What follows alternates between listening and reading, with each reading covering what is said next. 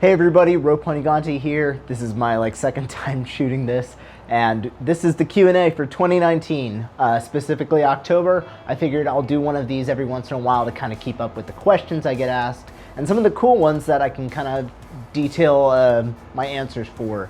Before we get too into the Q&A, I wanted to unfortunately remind that if you want to see content on this channel, YouTube is trying to make sure that you don't, unfortunately, with all their algorithms and stuff. So be sure to hit subscribe and hit the bell, or better yet, just follow me on social media. You can also check out my Discord, where I'll let you know when I'm doing my videos, my tutorials, everything, and we have a lot of fun posting pictures of food. So all that's in the description.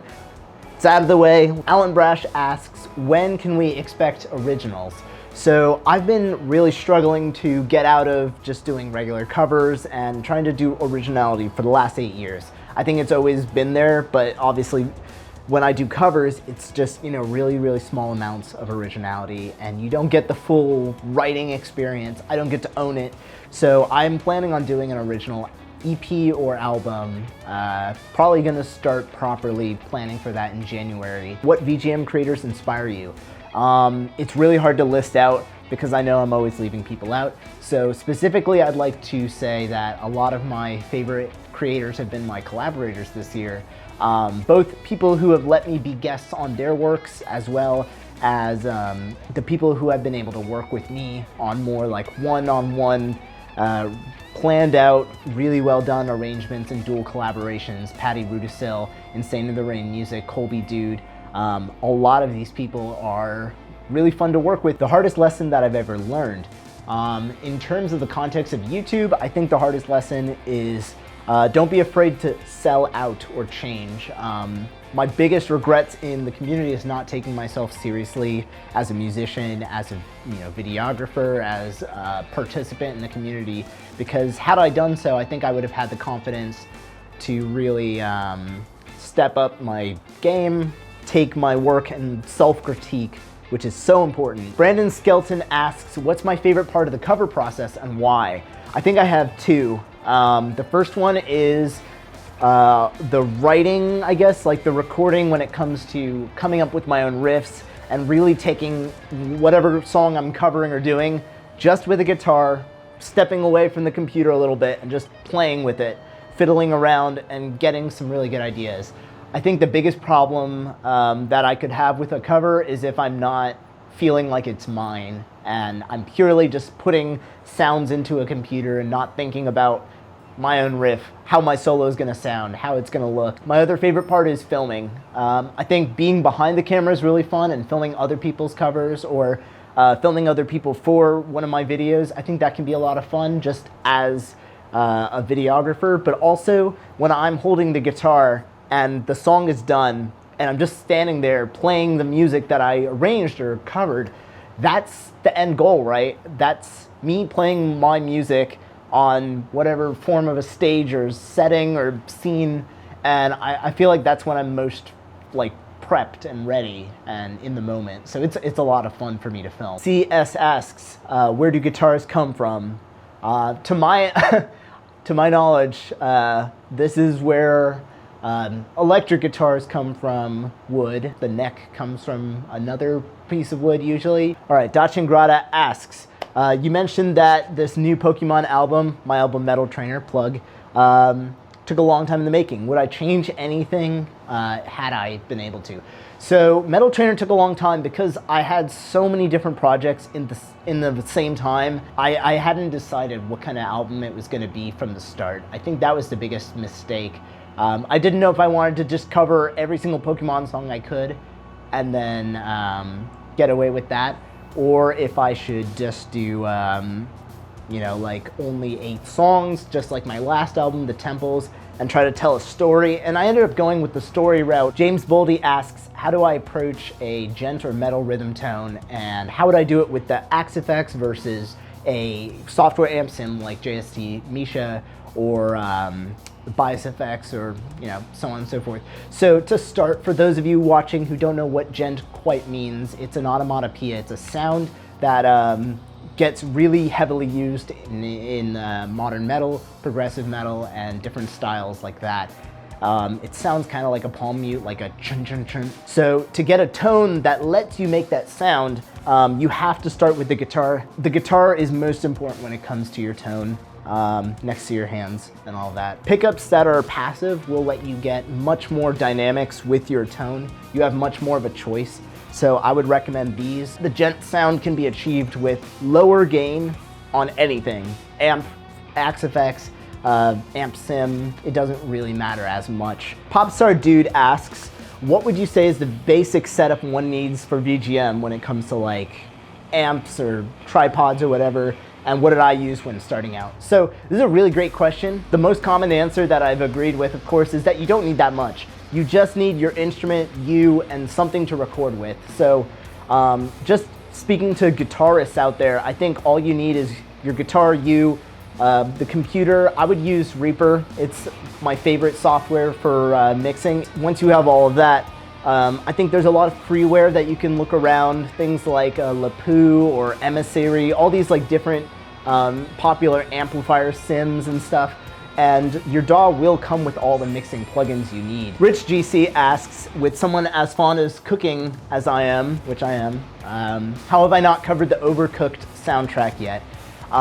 The thing is, I don't cover music if I really don't like it, unless maybe it's like a Patreon request or something, because it is really, really hard for me to want to motivate to put in anywhere from 10 to 30 to 40 hours of work over a song I don't like or I don't have any original ideas for, even if I have video ideas for them. That's probably why I haven't done an Overcooked. I do want to integrate food or cooking into my videos, but I also feel like my kitchen is just not great for filming. It's pretty like small and kind of cramped, so it's not the best place to do this kind of stuff yet. BGM Lover asks, what is your favorite franchise to make covers of? If it's not obvious from my 2 albums, the Legend of Zelda series is definitely my favorite. Blue Knight asks, when did I start playing music? I grew up in a pretty musical household, in a manner of speaking. My family didn't really play music or play music together or anything like that, but my dad could like play a few things on piano, he can play the harmonica. We were always listening to 70s music and 60s music, British music especially, so there was no shortage of me like singing or running around or not knowing the words to songs but trying to sing them as hard as I can. My sister, she played piano for a little bit and she got so much attention from it that I naturally wanted to step in, which is ironic because now all I do is post videos of me. But I started playing piano at 5, so that's 21 years ago almost. And once that kind of like, once it hit me that all I was playing was just like whatever my teacher told me to, the interest kind of subsided and I tried like trumpet and stuff like that in school. And then eventually I picked up guitar in 2007 from my teacher, Clint, and he introduced me to so many different kinds of music that I really loved, including a lot of progressive rock, Joe Satriani, Steve Vai. Faking Star Wars Radio asks, when are you gonna do more Star Wars tunes? I love Star Wars too much to do really cheap, quick covers, so I'm planning on doing something to coincide with the Episode 9 release, Rise of Skywalker. I think the biggest challenge, of course, is tackling Star Wars music. You know, John Williams' incredibly elaborate and signature themes is already daunting enough, but just covering any movie soundtrack is not easy. There's too many layers to turn it into a simple rock or metal song. I'm gonna think of a good Star Wars song, or if you guys think of a good Star Wars song for me to cover, let me know in the description, of course, but I have some plans. Hell6Bells asks the best question of the video, of course. Do I find it hard balancing my personal life and music, being a single father and all? That part's a joke. Yeah, it is actually really, really hard. It doesn't feel hard because I don't pay attention to the difficulty, but it is hard, and I'm not the best at it. And most importantly, like, everyone has so many things that they want to do in this world. Like, how do you say no to things that you absolutely want to do? How do you not work 50, 60 hours at your job so that you can get ahead in your career? How do you not want to spend all day learning how to make the perfect pork belly for ramen? When it comes to like the balance of things, I use a Google Keep app on my phone.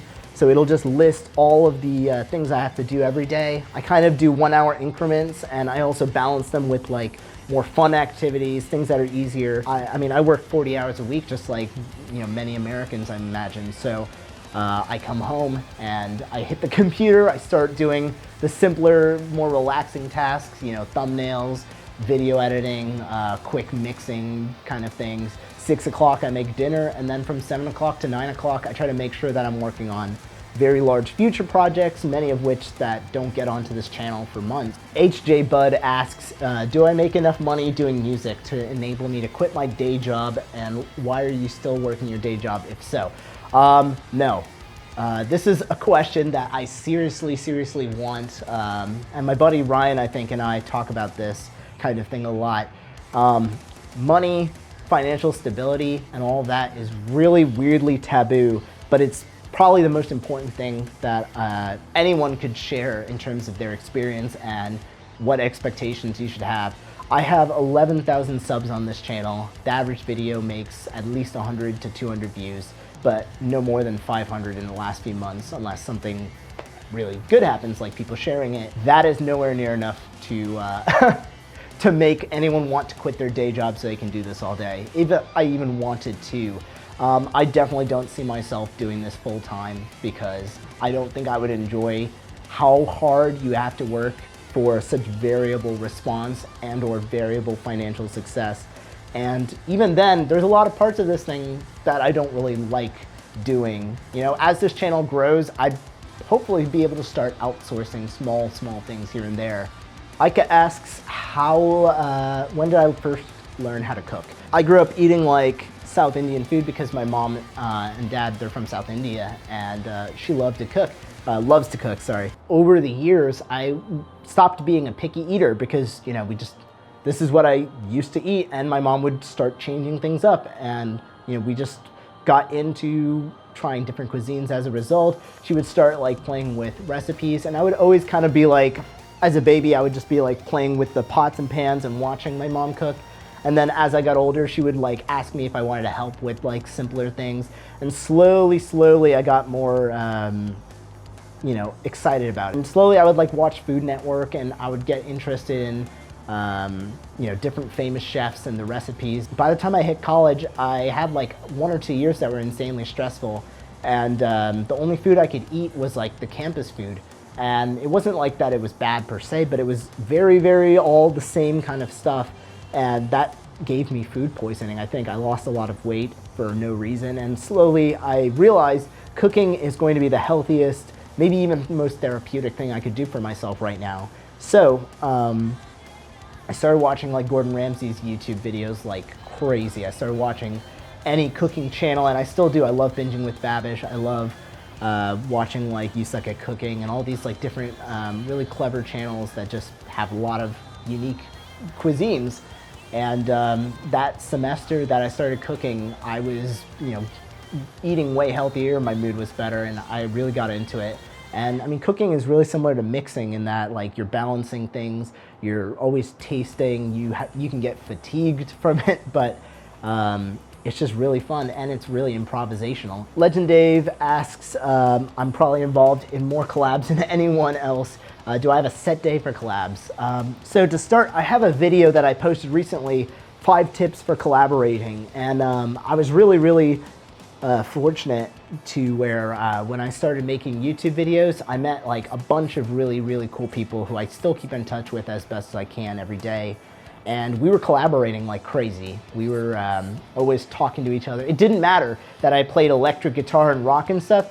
One of my first videos was with Miklachu and Chris Salad from Tetramino, and they're both, very different musicians in that way, but I didn't care. I just wanted to play with my friends, I never had a band. I never had like this, opportunity to play with other musicians just waiting, for me. So any kind of collaboration was important to me. I always prioritized, and I still do, the collaborations a little more because I find it like kind of like politeness. This person's waiting on me, let's do this by this date. So I don't have like a set day for all the collabs as much as I just try to put them ahead of my like usual schedule. That being said, I don't really get into like full-on arranging. I've become a little bit more picky because my time is so limited. So I love doing like smaller parts, guest solos, commissions, things like that. But when it comes to like full-on collaborations, it's like a really big commitment of time, and I really like to just make sure that I have like this crystal clear idea of who's doing what, why it's gonna happen, why it'll sound better than if I just did it myself, kind of things. And I know that sounds a little weirder, and I'm sure like me from 5-10 years ago would probably be like surprised by that. But collaborations are a lot of work, and there's something to really cherish. So I try to really come up with when I have like crystal clear ideas, or I'll just do like smaller guest parts and try to include people on the channel, and vice versa, as best as I can to, you know, get around that. Owen asks, Red Baron or DiGiorno? Those are both my frozen pizza brands. And do you have any plan for original music? I've only had DiGiorno, I think, in recency, and I thought that they were like pretty good. And plans for original music, as I mentioned before, I'm really seriously trying to find ways to force myself to write original music so I can own it. It'll, you know, put it on Bandcamp, just fire it out. What's my favorite meme? And what piece of music inspired me the most to play guitar or has an influence on my writing? Okay, so favorite meme, we'll have to come back to that one because they honestly just go by every single week. But if there's anything coming out of the Joker movie that's not in poor taste, then it'll be that one. Pieces of music that inspired me to play guitar. I definitely grew up listening to like Pink Floyd, Beatles, Led Zeppelin, a lot of 80s, a lot of disco, and even musicals like Grease and stuff. Like all of that I think played a really big role in my writing because I really try to simplify things to where they're catchy. I love lyrical, even though I'm a guitarist first and I like instrumentals. But I think telling a story and like the progressive greats were what influenced me the most. If I had to pick one thing that like definitely fuels me, it's just Van Halen. You know, everything from like big hits, Eruption, Panama and stuff, to like the deep cuts, Mean Street, and you know, everything off Fair Warning, honestly. Van Halen 2. Those are the things that are just like crazy fun music, really loud expressive guitar playing, and I think that's what I probably try to channel the best I can through my own playing. All right, Sonic Tim asks, what's my day job if I have one, and what is your dream job? So surprisingly, I have a job, and I don't just make videos. But yeah, without giving away tons of information, I work in software and IT, and I program, I work with servers, I do a lot of this and that's within a company. Yeah, it's definitely not like an easy or hard job. It's somewhere in the middle, but it is a really fulfilling kind of stepping stone for me. So I think that's pretty worth mentioning on top of my whole spiel from the other question. I think supervising music software projects, things like working with music licensing has become something I'm really interested in. Cloud, and just like the distribution of music is so freaking like, it's overwhelming. It's a spider web of different companies and different rules and different laws, and I'm fascinated with it. So I would love to see myself eventually working with some of the companies that I work with now as the musician, maybe one day as the software manager or the DBA or something. SpankyWorks asks a couple questions. Stairway or no stairway? I always say stairway. When you put ingredients in pizza, do I put it in the center or do I put it all over? I haven't made like pizza from scratch or even close in a while, but I like distributing it all over so that you can see the cheese, you can see the toppings, you can see the sauce underneath, and it's not overcrowded. I think that's fair. What sound in my music do I consider most defining? I want the answer to this from my listeners because personally, I know when I'm playing my style, I guess, my music, my note choices. I always define it as like my attitude, I guess, and that might include a lot of bends, more slides, and screaminess to my note choices. That's all the questions that I could answer. I think that was all of them. If I missed yours, please leave it in the comments below, and I will definitely answer it. Really appreciate everyone who asked me questions and everyone who watches this channel in general. because it is really the best way to chronicle all the creation that I'm doing here, be it music videos or tutorials or guides or whatever. Again, I have to stress, as robotic as it sounds, that if you haven't seen all of my videos, or if you want to make sure that this channel grows, the best way to do it is to share the videos in addition to watching them, because YouTube is trying to decide who gets to see my videos by seeing how well it does in the first hour. So within the first hour, if you tweet it out, if you share it, or if you just hit like, it does a little bit better, and over time we're gonna, take back the YouTube algorithm, I guess, this way. Besides that, of course, I really do appreciate everyone coming by the Twitch streams and everyone who's been in the Discord. We post a lot of stuff about food. I ask for help a lot of the time, and I share some cool previews, and we have a good old time there, so please be sure to check that out as well. I don't know when this video is coming out, but I'm going to have some Halloween stuff that I think is going to be next level and really, really cool, and I'm getting some help from my friends. So I'm looking forward to that. November's gonna be fun. Disney stuff is coming out, which means there's gonna be Disney videos. And I wanna hear more about your ideas. What should I be making videos for? What should I be teaching in tutorial form? Is there anything I should be streaming? Let me know. Thanks again for all the questions and for sticking out all of my ramblings, and I hope you have an awesome day or night. I don't know where you live.